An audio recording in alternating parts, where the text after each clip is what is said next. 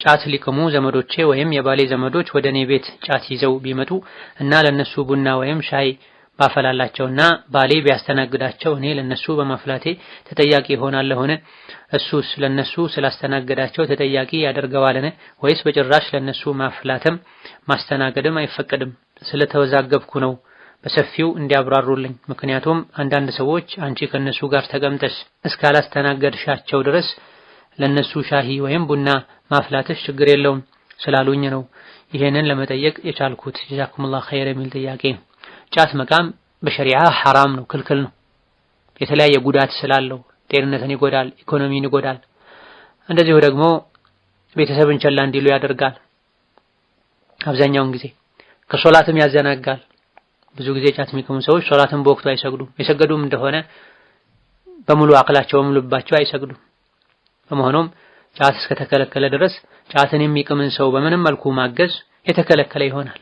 አላህ አንድ ነገር ከከለከለ በዛ ነገር ላይ ማገዝንም ይከለክላል። በመልካም ነገር አላህን በመፍራት ተጋገዙ፣ ተባበሩ፣ በወንጀል አላህን በማመጽ አትተባበሩ የሚል ግልጽ የቁርአን አንቀጽ አለ። እንግዳ ቤት ከመጣ ለእንግዳ የሚበላ የሚጠጣውን ማቅረብ አደብ ነው፣ ስርዓት ነው፣ ግዴታም ጭምር ነው።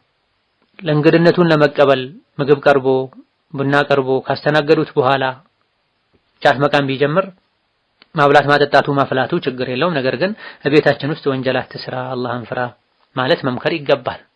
በተደጋጋሚ ደግሞ ጫት እንደሚቅሙ የታወቀ ጫት ይዘው የመጡ ለነሱ ቡና አፍልቶ ማቅረብ ችግር የለውም፣ አብረሻቸው ካልተቀመሽ አይባልም። እንደዚህ ስህተት ነው።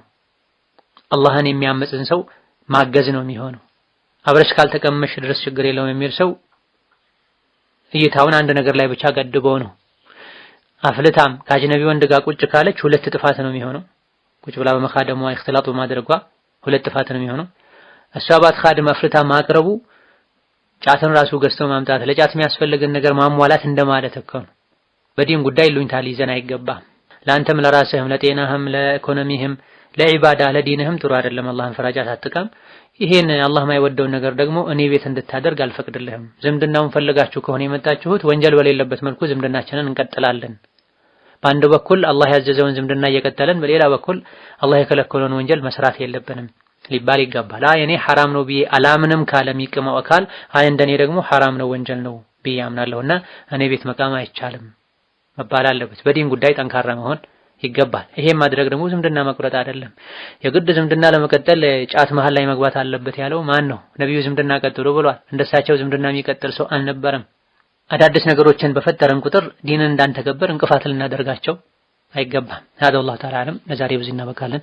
የተቀሩትን ሌላ ጊዜ እንመልሳለን። ወሰላሙ አለይኩም ወራህመቱላሂ ወበረካቱሁ።